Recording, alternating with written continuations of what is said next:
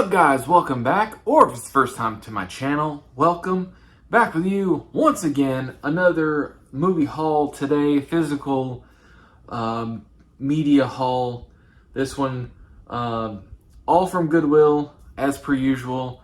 It's been kind of my main source of adding to my physical movie collection here recently, as I don't really get out and really look for movies anywhere else anymore. There's the one Goodwill that I stop at that's by the grocery store I go to. I go there like once a week to buy groceries, and usually I'll stop in at the Goodwill just to see what they have, treat myself with a couple new movies. I've been buying CDs as well. I've been lucky. Been finding some CDs there as well, which I'm thinking I'm going to do a separate video of all the recent CDs that I've picked up. Very like eclectic, bunch of CDs. So look forward to that. If you enjoy the video, please like, comment, subscribe. Comments especially, I really appreciate those. Let me know what you think of the movies, if you have any fond memories of the movies that I talk about. If you dislike the movies, as long as you're respectful. The comments are awesome. I do enjoy reading those. But let's go ahead and jump into it with the actual movies. That's what you clicked on the video for. I don't like to waste too much of your time at the beginning. But first off, surprised I didn't have this in my collection. Haven't really ever seen it at Goodwill before that I remember. But I picked up Scary Movie. These movies are just so important to like. I mean, these came out. I was the like target demographic when these came out,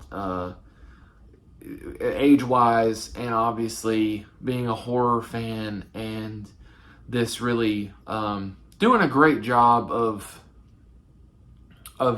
making fun of, or making light of the horror genre. A new generation of the parody movie. We saw a lot of that in the 80s and 90s with the parodies, like with, of course, Naked Gun. We had Hot Shots, Loaded Weapon 1, which was a big one for me, which no one ever talks about. But a lot more of Airplane, of course. Airplane's the biggest and most important one. I guess like Robin Hood Men in Tights, like those type of like parody movies. But I think really like Scary Movie was something new and different, targeting the horror genre and making light of, making fun of or whatever in a lighthearted way of horror tropes and everything like that. It was really fun, and pretty clever at the time. I know some of the things probably haven't aged well as far as like how the society has changed since this came out in the early 2000s. But as someone who grew up, or who was a teenager, like I said, the target demographic for this type of humor and stuff like that is perfect. And for me, it still holds up. I don't know about like a new person watching this. Maybe someone my age watching it that maybe has never seen it before. Maybe. I don't know. And it's like a lot of the jokes and stuff. There are some kind of, some jokes and references that are of the time that people today probably wouldn't understand. There's the whole, the what's up thing that came from it. Obviously was parodying the Budweiser commercials at the time that had the frogs that were like Budweiser, and calling up the friend and be like, "What you doing?" It's like, how watching the game, drinking a Bud, kind of thing. That whole thing. And so the whole what's up, I don't know if people really get it. Because most of the time when you do that now, it's like you're referencing this, you're not referencing, what it's referencing kind of deal. But I really enjoy this. This one, the second one, the third one's all right, and then it kind of fell off. I think once the Wayans brothers were out of it, it fell off. They kind of started doing their own thing, and it started becoming more just stupid, bad, stupid humor. And then they expanded into doing like date movie and epic movie and all those kind of, the Meet the Spartans and all. I think that was the same group, or at least the same, production company, whatever. But this one is just timeless to me. This one and the second one too. First and second one, absolutely fantastic. Like I said, I'm surprised I didn't have this in my collection already. And the disc is pretty blank and, not very exciting. The coolest thing about this, I thought, with this particular copy, because it does have the insert with the chapters in there, that was something early, but it has a couple of things.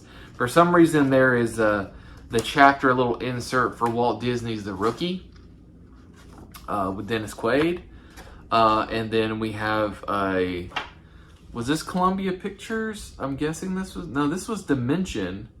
I don't know, there's a random like Columbia Pictures insert in here that has like 13 Going on 30, 50 First Dates, Spider-Man 2, stuff like that. So a little bit like a kind of like nostalgia kick with that. It is weird that is stuck in there. But that's always pretty cool to find that kind of stuff in the DVDs, little blast from the past there. But yeah, Scary Movie now added to the collection. Now, if I can at least find the second one, I'll be happy. First and second one. Third ones would be okay too, but I'm happy to add that to my collection. Next up, I've said before, when I go Goodwill hunting, that's a movie. That's funny. That's right. Anyway, movie hunting at Goodwill. I'm looking for. Obviously, I have a list of my most wanted things that I'm looking for, but sometimes I just pick up things that maybe I wasn't thinking about. I was like, oh, I really do like that movie. Let me pick it up. It's $1.50. I do look out for any of the Walt Disney movies, especially during like a certain era.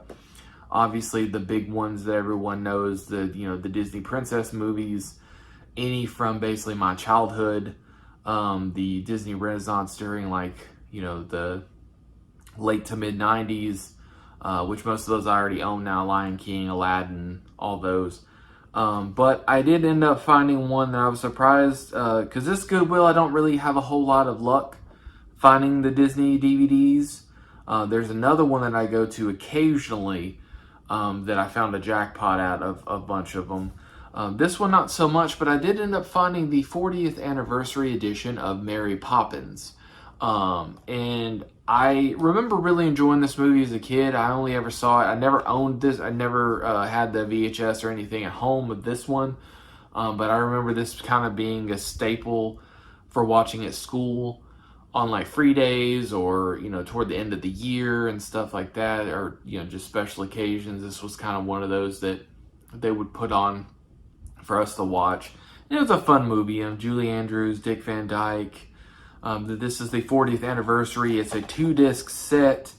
It's got a bonus short that's hosted by Julie Andrews. It's got a bunch of musical things. There's a musical reunion with Julie Andrews, Dick Van Dyke, and Richard Sherman. There's a never before heard deleted song.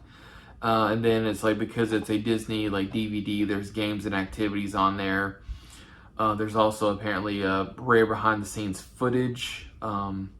And pop-up fun facts that you can put on if you want to watch that version. And then usually with these, they come with like this insert that tells you everything that's on it. A DVD guide is what it's called. The chapters, of course, and it goes through and just tells you the never before heard song is Chimpanzee. Don't think I've ever heard that one. Bonus short film, the making of, like I said, the musical reunion, and then of course it's remastered and everything for this version. And then it's a 2-disc, so there's the first disc. That's the one thing I will say about Disney. They always do have pretty nice disc art, and it's like, the first disc, the feature film, has Mary Poppins on there, Julie Andrews, And then bam, on the second, you've got Dick Van Dyke on the other one. So they didn't just reuse the same, you know, image and stuff, which is really nice. They always, that I appreciate as someone who doesn't keep the cases. I just keep the discs.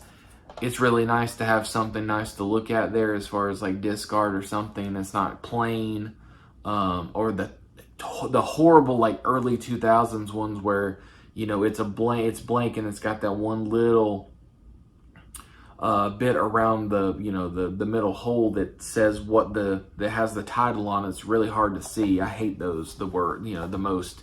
But yeah, Mary Poppins 40th Anniversary Edition.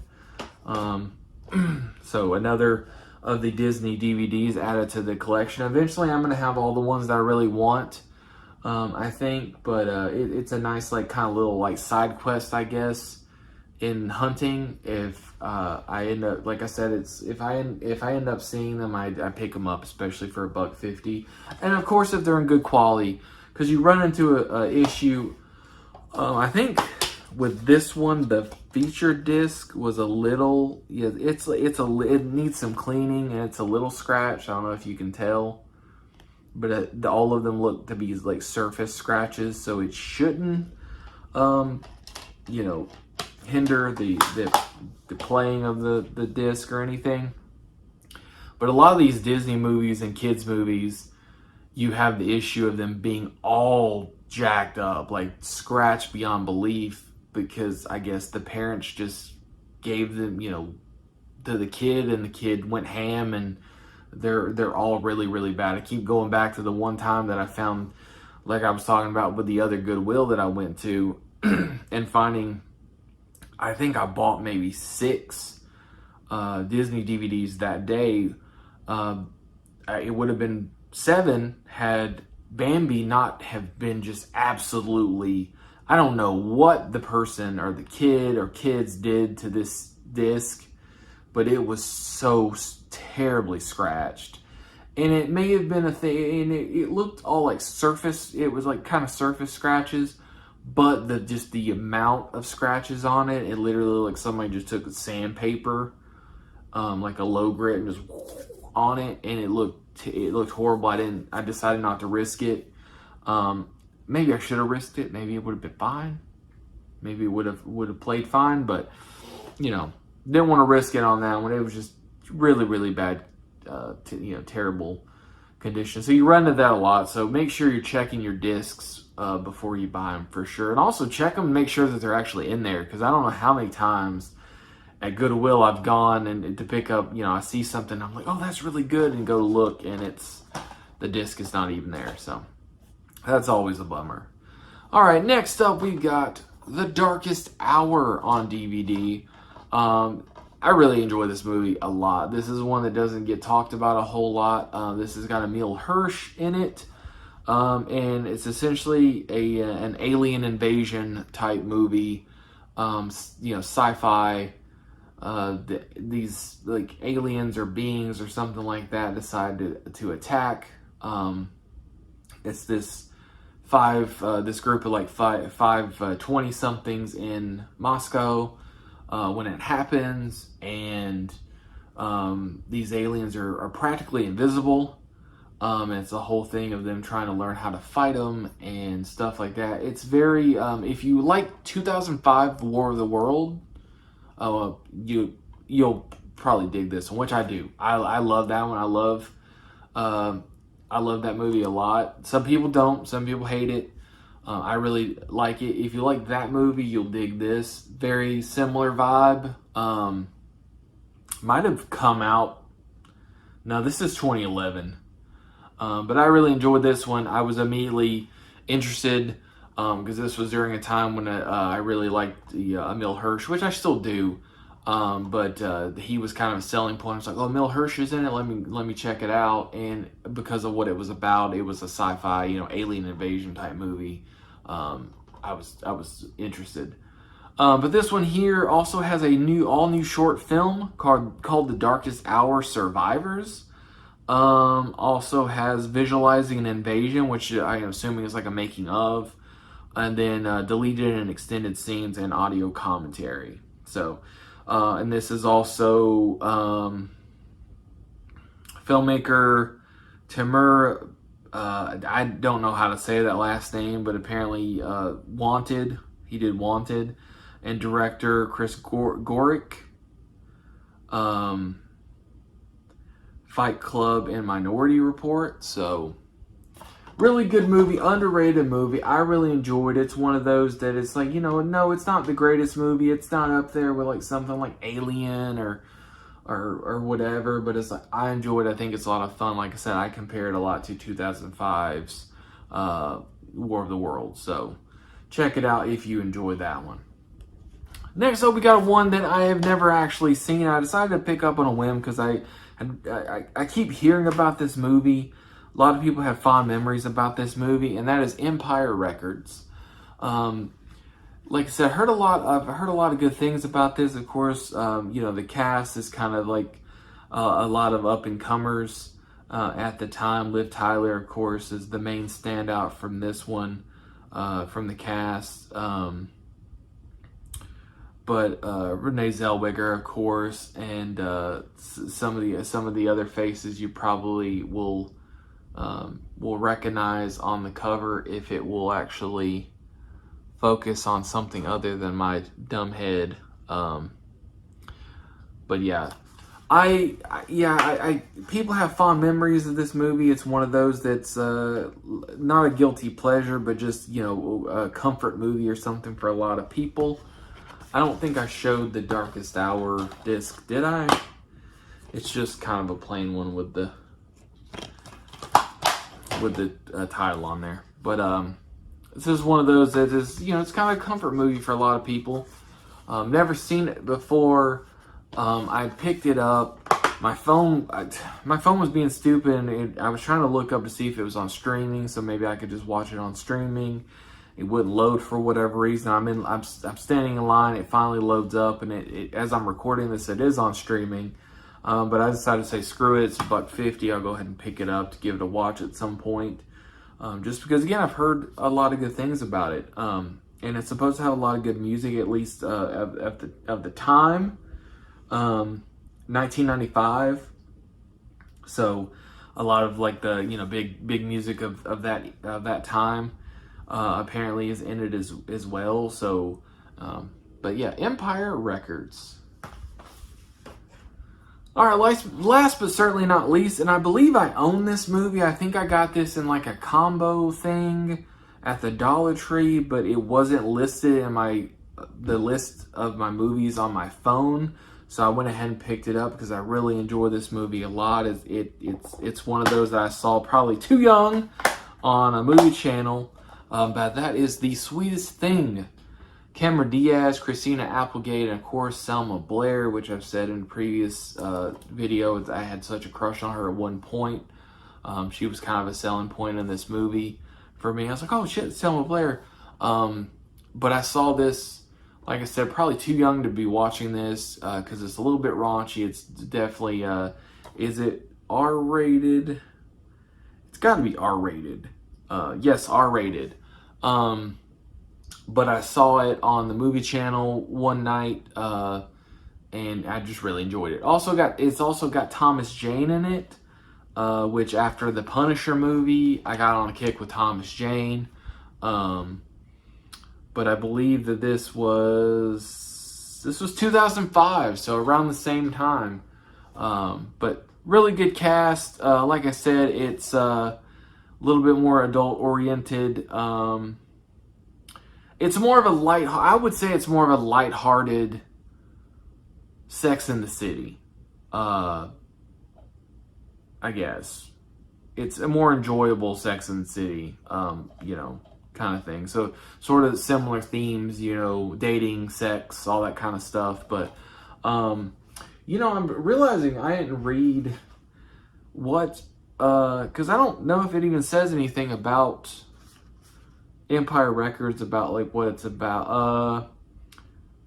The director of Pump Up the Volume cranks it up at another notch with this comedy about an eventful day in the lives of the young slackers, doers, and dreamers who work at a bustling store called Empire Records. Back when we had such a thing as a record store, or a media store that sold records and CDs and stuff like that. But it says this is the music that glues. This music is the glue of the world. One of the Empire clerks says it holds it all together. Gin Blossoms, the Cranberries, Toad the Wet Sprocket, Cracker, Better Than Ezra, and more hot alternative rock underscores virtually every scene. So that's what I was saying. It's like with music's a big part of it, and for that time, a lot of people hold it. It's a nostalgia kick for a lot of people.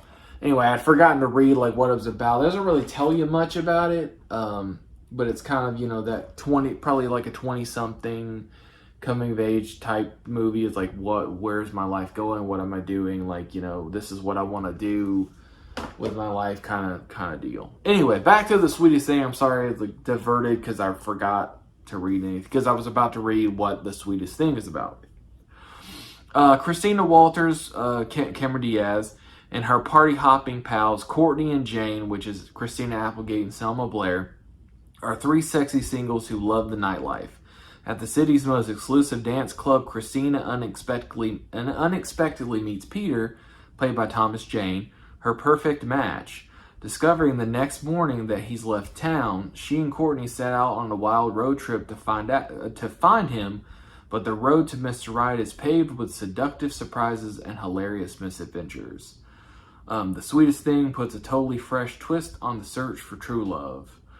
It's got cast and crew commentary, politically erect behind the scenes on The Sweetest Thing. There you go, the little innuendo there. A day in the life of Nancy P. Pimentel. That doesn't ring a bell to me. Preview, storyboard comparisons, filmography, all that kind of stuff. But yeah, 2005, The Sweetest Thing. Oh, that kind of sucks. Somebody ripped the little insert thing here, but it does have the insert with all the chapters or scene selections in here, and there is the disc for The Sweetest Thing. Like I said, that's just one I just remember really liking growing up, and watched it a lot. And it was probably because it was a bunch of three very attractive women in pseudo sexual situations, and I was 15, maybe 14 when I first saw it. It is what it is. I like it though. But there you go. Four new movies in the collection here. All, of course, again, from Goodwill. Maybe eventually I will be able to expand my searches. For right now, though, I'm doing pretty well with Goodwill. I've taken a break from them for a long time whenever I lived in Athens. But moving to Savannah, it's, that's kind of been my main source, just because, again, it's just convenience more than anything, and it's kind of like how I've been treating myself, grabbing some physical media for the collection. But that's going to do it for this one. As I said at the beginning, like, comment, subscribe, all that kind of stuff. If you got any questions, or if you got any, have you seen any of these movies? Do you have any fond memories of them? Anything like that, I love to read them. So make sure you comment those below, or however you're watching below. I don't know, wherever the comments are. But that's going to do it for this one, guys. I hope you enjoyed it. Thank you so much once again. And until next time, stay awesome and keep collecting.